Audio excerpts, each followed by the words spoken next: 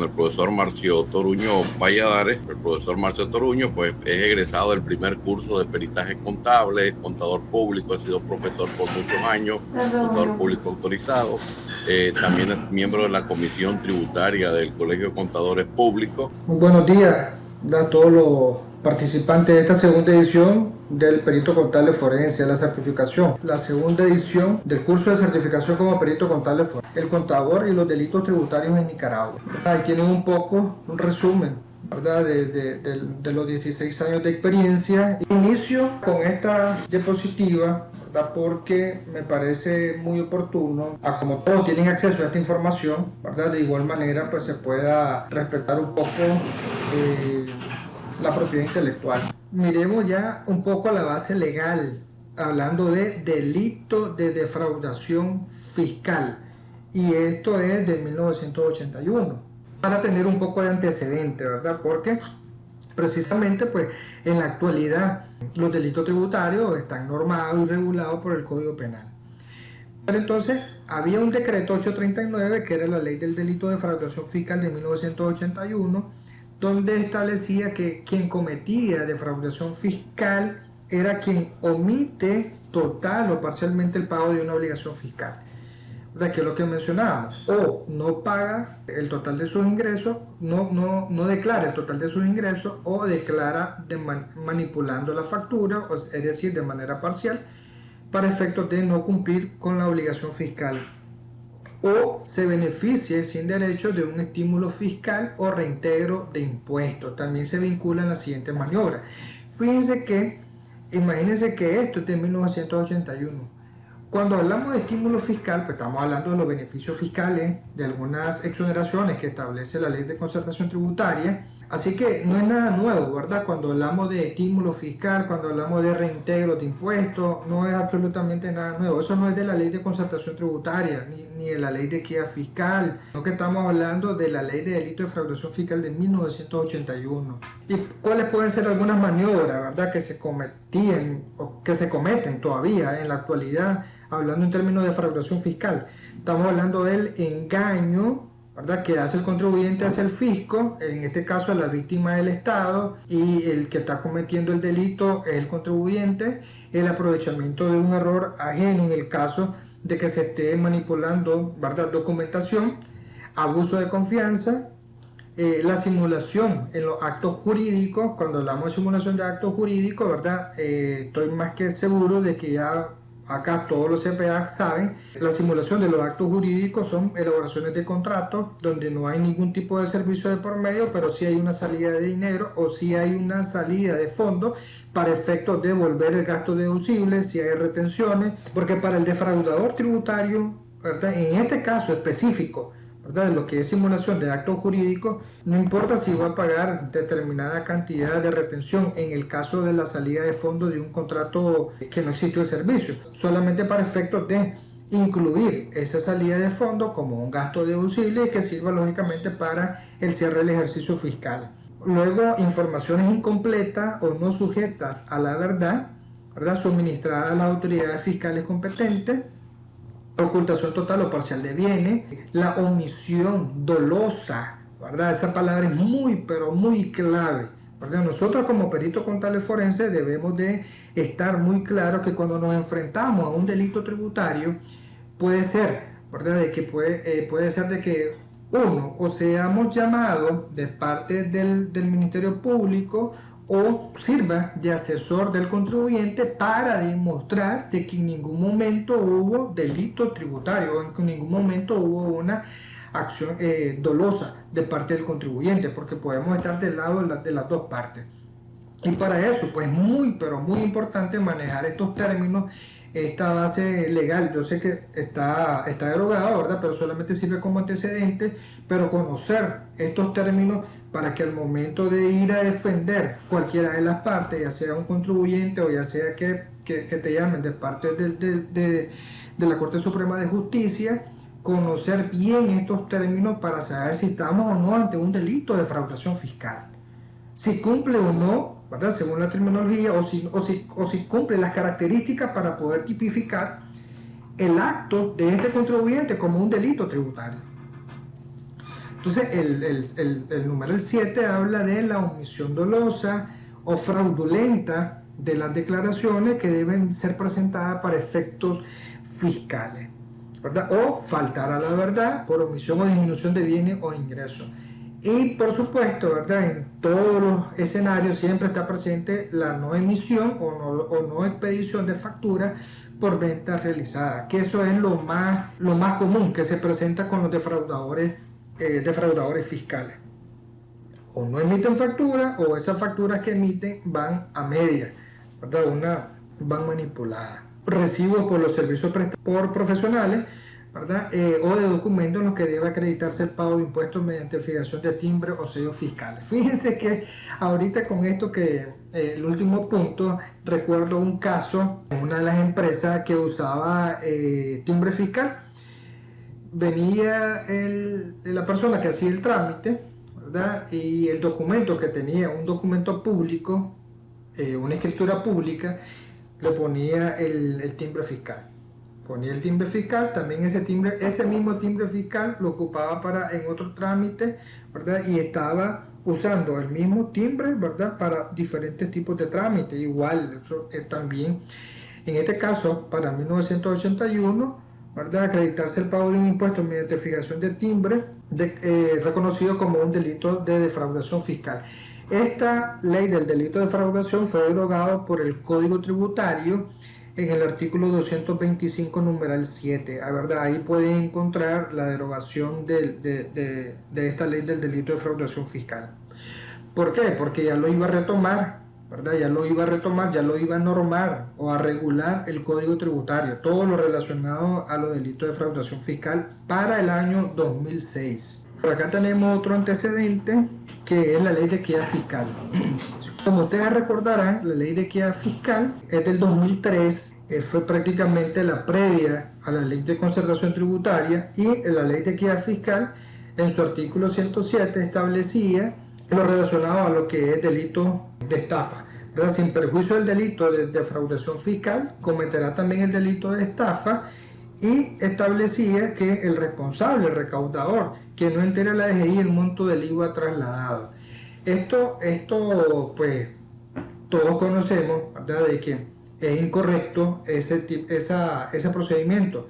Cualquier contribuyente que emita factura y recaude IVA, ese IVA tiene que trasladarse, ¿verdad?, hacia la Dirección General de Ingresos, previo, ¿verdad?, al sistema de acreditación, ¿verdad? Porque para eso es que nosotros tenemos el sistema de acreditación en el artículo 117 de la Ley de Concertación Tributaria, donde establece que previo a la entrega de ese débito fiscal, nosotros debemos hacer el sistema de acreditación para poder compensar débito fiscal menos crédito fiscal, para poder saber si vamos a trasladar ese IVA o vamos a tener un saldo a favor. Pero en caso que ese contribuyente no entere a la DGI, ¿verdad?, entonces va a ser considerado como un delito de estafa en el 2003, ¿verdad?, hablando del artículo 107 de la Ley de Equidad Fiscal. Quienes no sean responsables recaudadores, este es otro caso y otro asunto, ¿verdad?, súper interesante. Hay contribuyentes que no son responsables recaudadores, ¿verdad?, pero su factura dice, ok, servicio X, monto tal, IVA el 15%, tanto, total, ¿verdad?, el subtotal más el IVA, y se convierte en el total. Había un contribuyente que no eran responsables recaudadores, ¿verdad?, y cobraban IVA, y lógicamente, pues, de que si no tenés esa obligación de IVA, ese IVA solamente quedaba en la factura y quedaba prácticamente en la caja de ese contribuyente, que no estaba obligado a recaudar. Es decir, lo estaba cobrando, entonces por lo tanto dice, se le multará hasta 2 años. Si el responsable recaudador fuera una persona jurídica para los efectos de la pena corporal, se entenderá que el delito ha sido cometido por la persona natural responsable de su administración directa o la administración de otra persona jurídica que fuera el administrador. Esto es muy importante dejarlo claro, ¿verdad?, porque desde el 2003 la Ley de Equidad Fiscal ya dejaba claro, ¿verdad?, estoy repitiendo la palabra porque ya dejaba totalmente claro de que independientemente, ¿verdad?, que fuera una persona jurídica, lógicamente que el Estado tiene que identificar contra quién va a elevar la causa. Y en este caso se supone que tiene que ser contra el representante legal, tiene que ser contra el interesado, ¿verdad? Así como lo establece el 84 del Código Tributario. Al desaparecer la ley de equidad fiscal y entrar en vigencia la ley de concertación tributaria del 2013, pero no se esperó hasta el 2013, sino que siempre el Código Tributario, cuando entró en vigencia en el 2006, lo derogó, ¿verdad? En el artículo 566, numeral 29. Ahí ya queda derogado totalmente y ya lo normaliza y lo regula el Código Tributario. En la actualidad podemos hablar que en Nicaragua el delito tributario originalmente estaba regulado por el Código Tributario, ¿verdad? La ley 562, emitida en la Gaceta número 227 del 23 de noviembre del 2005, ¿verdad? Y como les repetí anteriormente, traía un asterisco el código, ¿verdad? Que iba a entrar en vigencia 6 meses posteriores, es decir, prácticamente que en mayo de 2006 entró en vigencia el Código Tributario. También vigente a la fecha está la ley 598, que es la reforma al Código Tributario, ¿verdad? Emitido en la Gaceta 177 del 11 de septiembre del 2006. Prácticamente entró en vigencia en mayo de 2006 y ya en septiembre de 2006 ya tenía la primera reforma del Código Tributario y fueron reformas sustanciales. Okay, si ustedes revisan la ley 598, fueron reformas sustanciales donde se define y que a la fecha se cumple, ¿verdad? Hablando en términos de infracciones administrativas, que hasta la fecha se cumple, donde se reformó el artículo 8 del Código Tributario, donde ya establecía y define a cuánto equivale una unidad de multa. Fíjense que es súper interesante esto. ¿Por qué interesante? Porque, a ver, yo estoy en unos grupos de WhatsApp, ¿verdad? Donde no sé si, bueno, algunos trabajadores, otros dueños de empresas, otros coordinadores de grupos, no sé, el punto es de que es súper interesante de que a la fecha, estamos hablando de 22 de octubre del 2021, ¿ok? Estamos hablando de 15 años posterior a la reforma 598, estemos a la fecha preguntando a cuánto equivale una unidad de multa, ¿y por qué me refiero a eso, verdad? Me refiero porque desde el perfil como contable, indispensable conocer, ¿verdad?, a cuánto equivale una unidad de multa. Y eso lo establece el 598.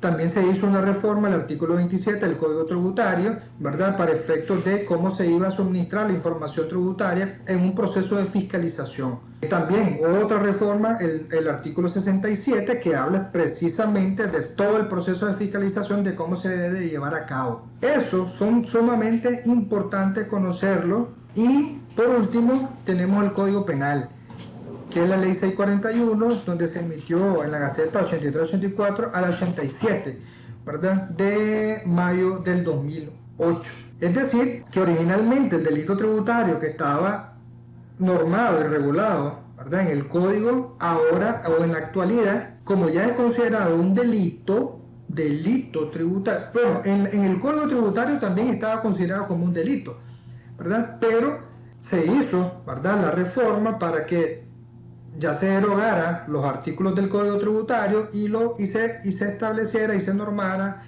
a través del Código Penal.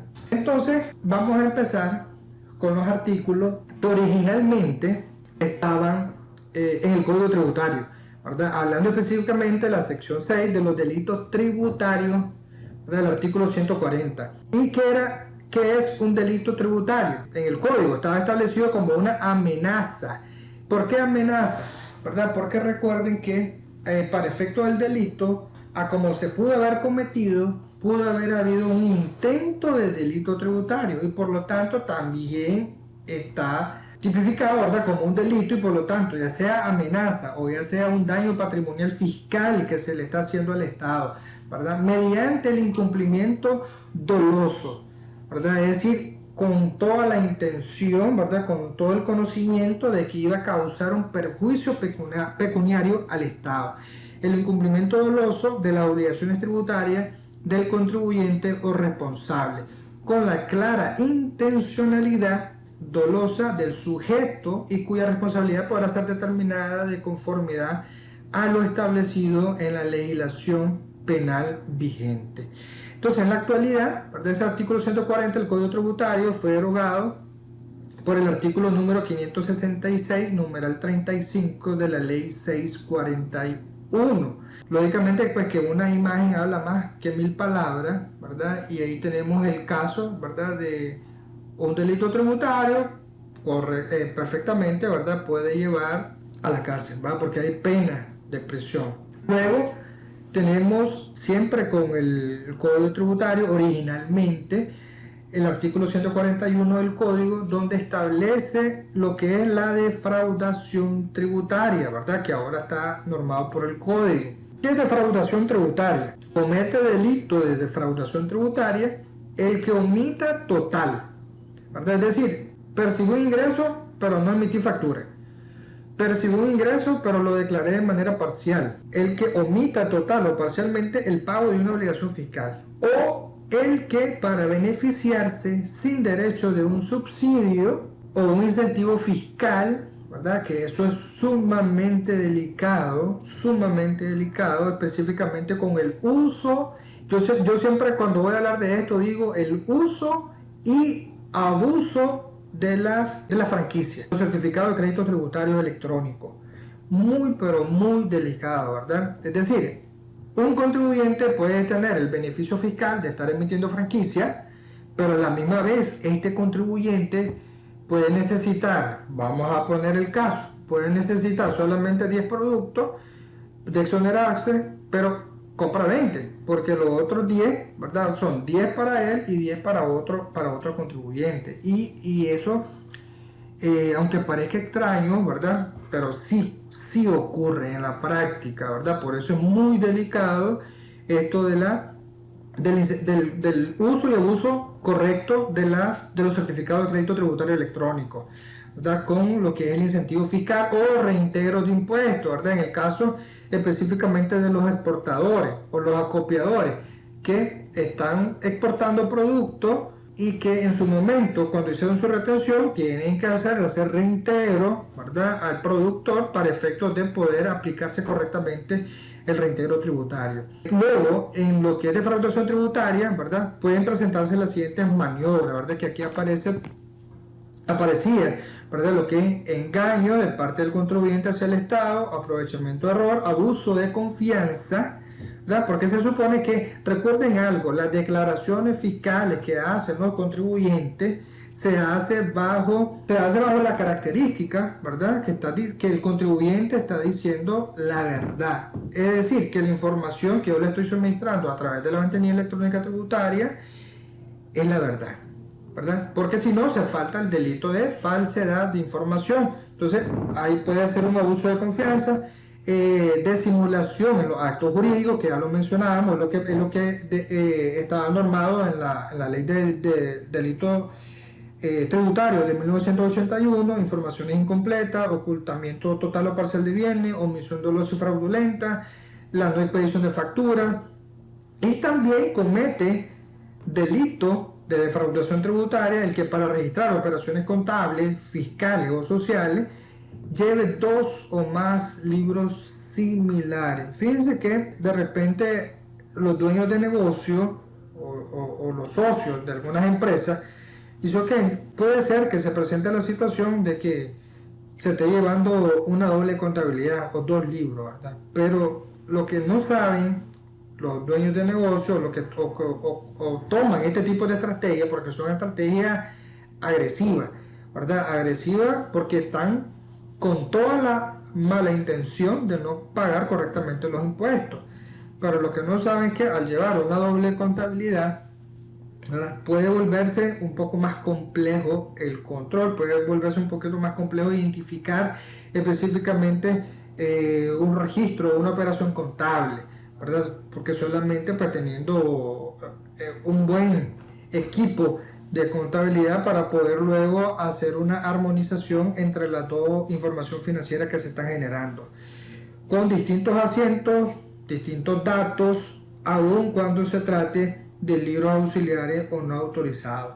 Fíjense que algo súper curioso con esto es que de repente un contribuyente, ok, está declarando los impuestos, declaró impuestos, enero no declaró, febrero sí declaró, como marzo no declaró, automáticamente fiscalización, ¿verdad? Llama, emite una notificación porque le dice, ok, necesito que se presente por favor a la administración tributaria donde está inscrito y que necesito que me presente fotocopia, ¿verdad? De la última factura usada y fotocopia de la primera factura sin usar.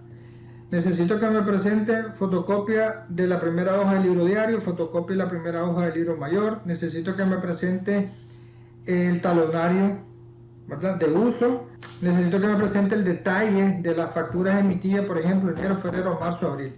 Y le comienzan a pedir toda esa información, ¿verdad? Porque se supone de que si ya está teniendo actividad económica, que el siguiente mes ya no declare impuestos, eso ya es una alerta para la Dirección General de Ingresos de que no se está declarando correctamente, y por lo tanto en automático, ¿verdad? O fiscalización lo que hace es llamar al contribuyente para que pueda corroborar que efectivamente la factura posterior a la última usada esté en blanco. Y si eso se cumple, ¿verdad?, no hay ningún problema, porque yo he visto varios casos de eso, yo he acompañado al contribuyente y una vez que se presentan los libros contables, ¿verdad?, fotocopia del último asiento de diario registrado en el libro diario y la fotocopia del registro del folio de ingresos, ¿verdad? Esos son los documentos que pide tener a la vista fiscalización para efectos de poder corroborar que se está declarando correctamente los impuestos. O se destruya, ordene o permita destruir total o parcialmente los libros de contabilidad, ¿verdad?, que le exijan las leyes nacionales vigentes, dejándolo ilegible en el mejor de los casos, ilegible, o en el peor de los casos que desaparezcan totalmente los libros. O bien utilice una pasta de encuadernación a los libros para sustituir o alterar las páginas foliadas. Todo esto que vemos, ¿verdad?, ahorita en pantalla, el artículo 141 del Código, de igual manera, ¿verdad?, derogado por el artículo 566, numeral 35 de la ley 641. Luego vemos la sección de competencias del artículo 142 del Código, donde establecía que en esta sección se aplican todos los delitos tributarios y sus penas que serán impuestas por las autoridades judiciales correspondientes, ¿verdad? Estas penas por delito tributario se aplicarán sin perjuicio del cobro de la deuda, ¿verdad? Es decir, la pena se va a cumplir, pero aún así tiene que pagar, ¿verdad?, la deuda tributaria y la aplicación de las sanciones administrativas que en su caso pues existiera. Igual, ¿verdad?, derogado por el 566 numeral 35 de la ley 641.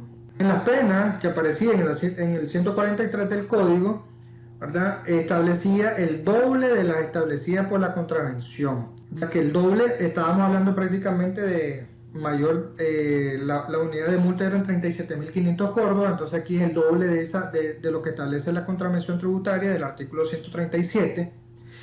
Y la defraudación tributaria será penada con prisión de 1 a 3 años. Entonces ya vamos a ver en el 303 cómo se establece la pena y la sanción para lo que es defraudación tributaria.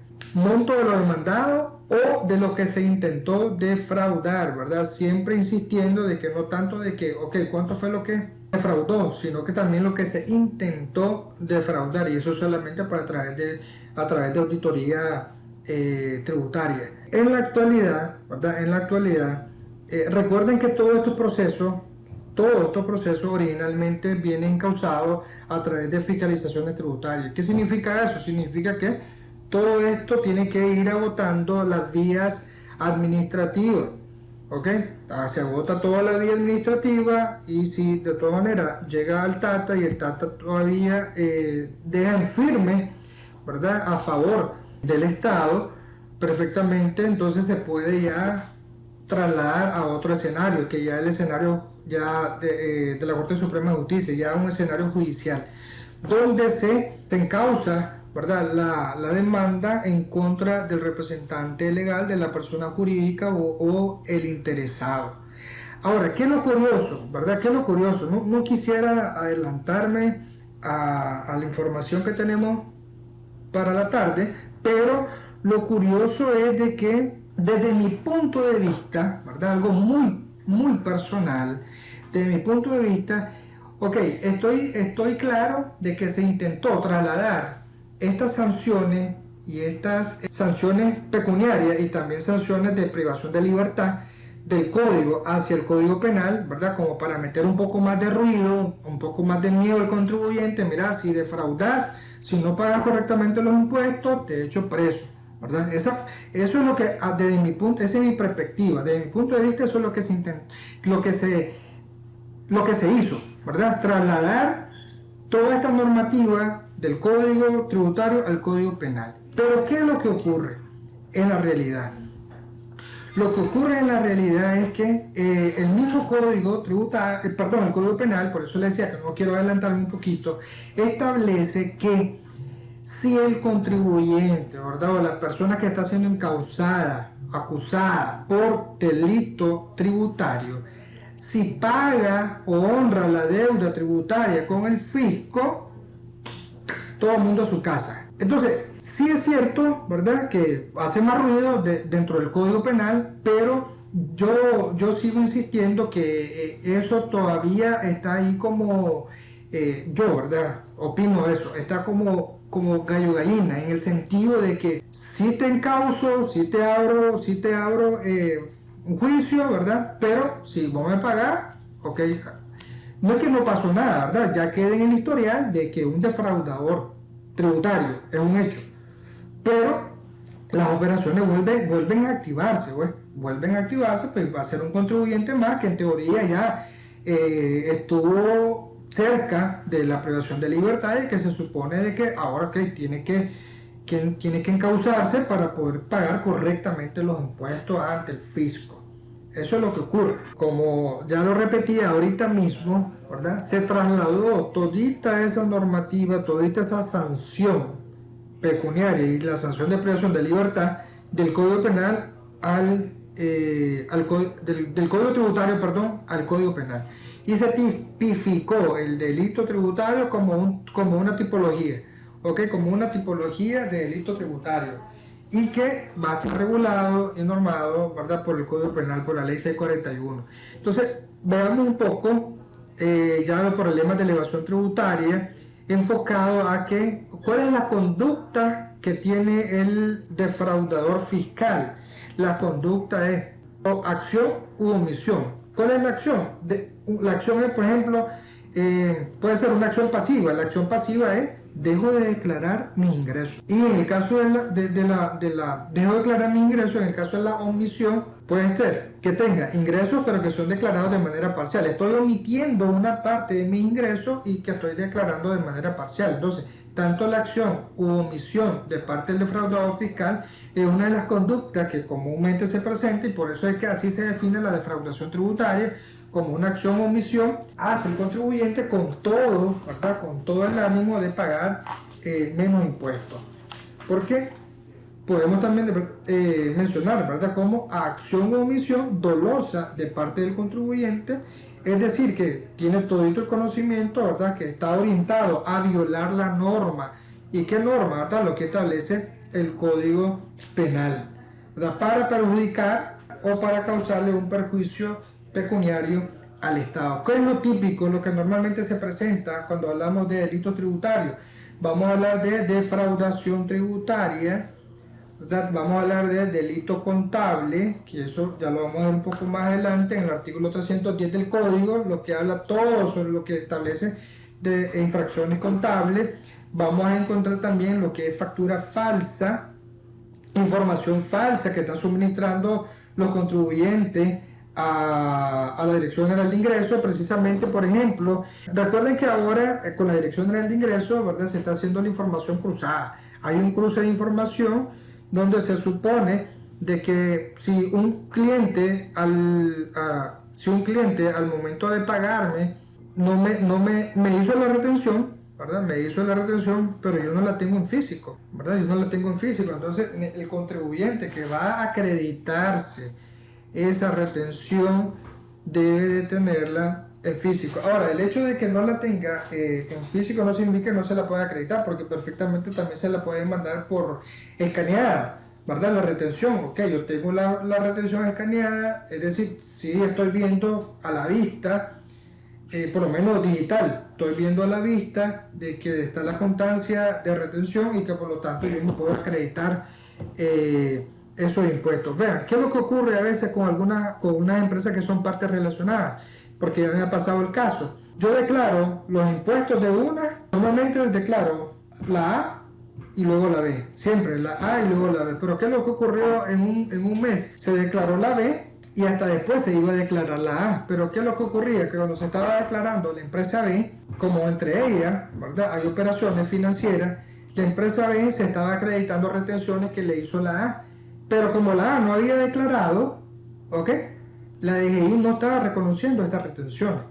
Entonces, lo que se hizo fue, o sea, declararse normalmente como se ha venido haciendo de costumbre, declarar las obligaciones de la empresa A y luego declarar las obligaciones de la empresa B y ya, como la A ya estaba declarando esas retenciones, ya fueron permitidas acreditarse en las obligaciones de la empresa B. Imagínense qué tan delicado también es este asunto de la declaración o la información que uno esté presentando, ¿verdad? Y que se eleva pues ahora a través de la ventanilla electrónica tributaria. Otro típico, ¿verdad? Algo común dentro de lo que es defraudación son las importaciones no declaradas. Aquí pueden haber dos escenarios, ¿verdad? Alguien está importando por punto ciego, no está declarando, o alguien está importando, ¿verdad? Pero con una factura inferior al pago que está haciendo.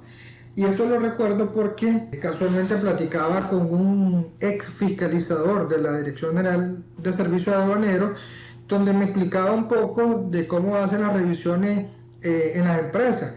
Y precisamente, ok, aquí tengo la liquidación aduanera, ok, aquí está toda la declaración, aquí está la liquidación aduanera, aquí está la factura. Y la factura, por ejemplo, puede decir, se compraron $35,000. Y ese es el monto que está en la factura. Pero cuando comienzan a hacer las revisiones de los estados de cuenta bancarios, ¿verdad? Van haciendo relación que hubieron tres transferencias al mismo proveedor, al proveedor de la factura emitida de importación. Van encontrando tres transferencias, tres pagos, ¿verdad? A ese proveedor internacional, donde en el concepto, la descripción de la transferencia dice abono la factura número tal, que es la factura emitida por parte del exportador. Factura número, por ejemplo, 4340, abono la 4340. Luego dice abono la 4340 tanto. Después cancelación de la 4340 tanto. La suma de esas tres transferencias eran $50,000. ¿Y cuánto es lo que decía la factura? $35,000. Automáticamente un ajuste a ese contribuyente, ¿verdad? Y por supuesto hay algunas acciones que van totalmente contrario a la ley, es antijurídico.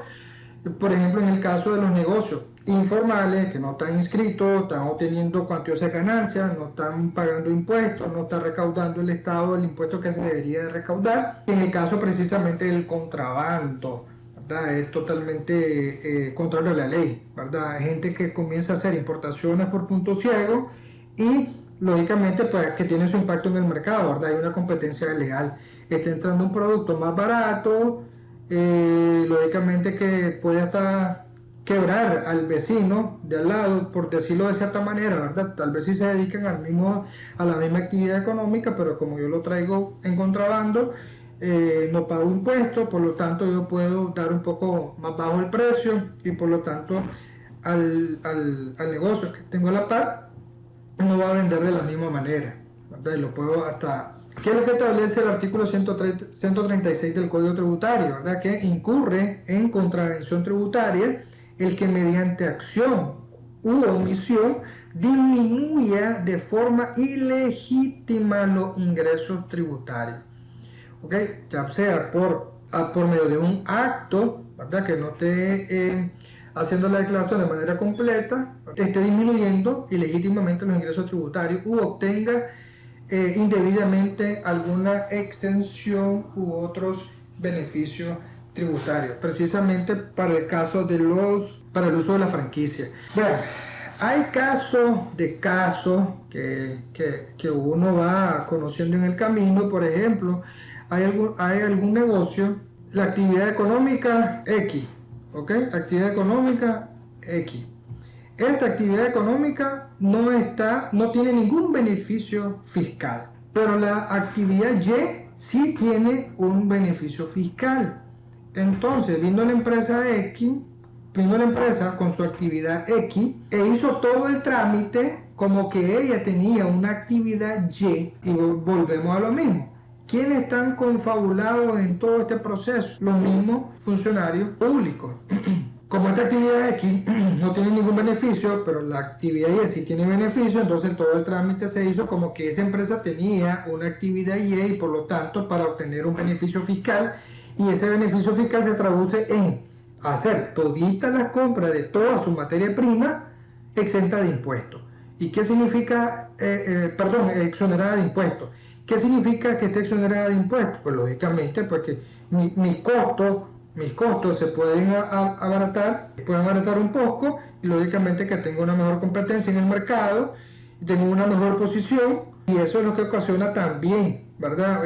Una disparidad en la economía, porque hay algunos negocios que tienen algunos beneficios que no deberían de tenerlo. Y también todo eso se traduce como una contravención tributaria, ¿verdad? Obtiene un beneficio que no le corresponde. Ahora tenemos la defraudación tributaria. Por supuesto, ¿verdad? Todo lo que hemos mencionado es con dolo, ¿verdad? Es con dolo, es con conocimiento y voluntad, ¿verdad? Prácticamente toda contribuyente que lo hace con dolo, lo hace con conocimiento, automáticamente en un proceso, si se le llega a confirmar, ¿verdad?, cada una de las acciones cometidas, pues va a ser culpable. ¿Cuál es la acción? ¿Cuál es la sanción penal? La sanción penal puede ser en meses, puede ser años, y también también va acompañado con una multa, ¿verdad? Que lo vamos a ver más adelante, que se traduce en salarios mínimos, a un equivalente a salarios mínimos. El caso en particular, ¿verdad?, de la inhabilitación, ¿verdad?, puede ser, por ejemplo, ¿verdad?, si un CPA fue identificado dentro del proceso judicial y se le nombró, por ejemplo, puede ser un cooperador necesario para el delito tributario, entonces también puede ser llevado a la cárcel, también, perfectamente. Entonces, ¿qué significa eso? Significa que si este es privado de libertad, ¿verdad?, ya sea por meses o ya sea por años, pues automáticamente él como profesional queda inhabilitado, pues, para ejercer lógicamente su función como tal. En el caso de la defraudación tributaria, generalmente está presente la intencionalidad, ¿verdad?, es decir, una actitud dudosa en el manejo de los hechos tributarios, y también como contrabando.